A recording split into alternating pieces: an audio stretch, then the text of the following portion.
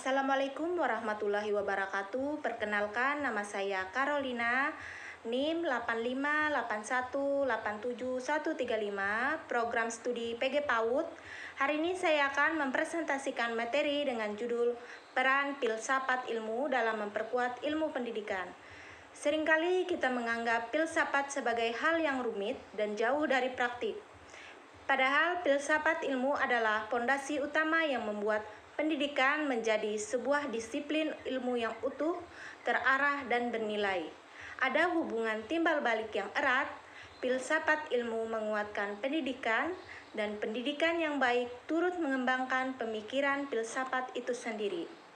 Pertama, mari kita bahas bagaimana filsafat ilmu memperkuat eksistensi dan keilmiahan pendidikan. Filsafat ilmu berfungsi sebagai landasan yang menjawab pertanyaan dasar, apa itu pendidikan, bagaimana kita memperoleh pengetahuan dalam pendidikan, dan untuk apa pendidikan itu dilakukan. Tanpa filsafat ilmu, pendidikan hanya akan menjadi serangkaian kebiasaan atau rutinitas belaka. Bukan ilmu yang memiliki dasar teori yang kuat. Filsafat ilmu memberikan kerangka berpikir agar pendidikan memiliki landasan yang sahih, metodologi yang benar, dan nilai yang luhur. Inilah yang menjadi pendidikan layak disebut sebagai ilmu pengetahuan, bukan sekedar praktik biasa. Sebaliknya, pendidikan juga berperan besar bagi perkembangan filsafat ilmu. Pendidikan adalah tempat penerapan dan pengujian gagasan-gagasan filsafat. Ketika pendidikan berhasil membentuk manusia yang berakal, berkarakter, dan cerdas, berarti nilai-nilai filsafat itu telah terwujud nyata.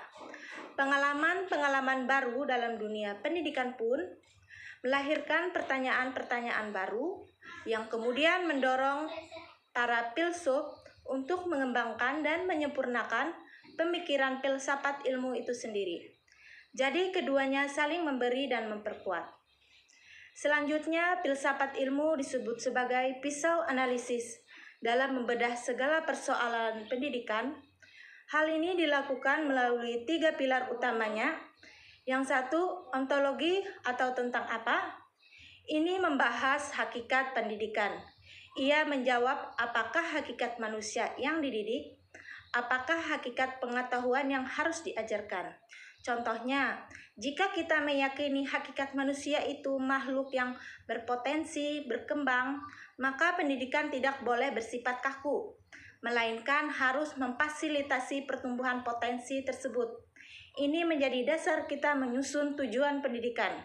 Yang kedua, epistemologi atau bagaimana mengetahui.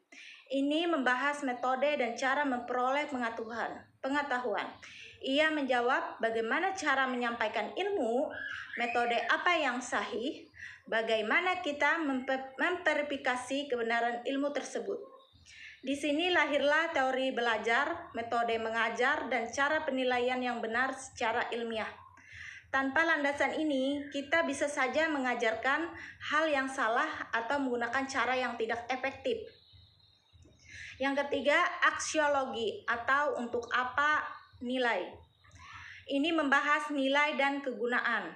Ia menjawab untuk apa ilmu itu diajarkan, nilai apa yang ingin dibentuk, apakah pendidikan ini bermanfaat bagi manusia dan kemanusiaan. Inilah yang membedakan pendidikan dengan sekedar pelatihan keterampilan. Pendidikan harus selalu mengandung nilai kebenaran, kebaikan, dan keindahan.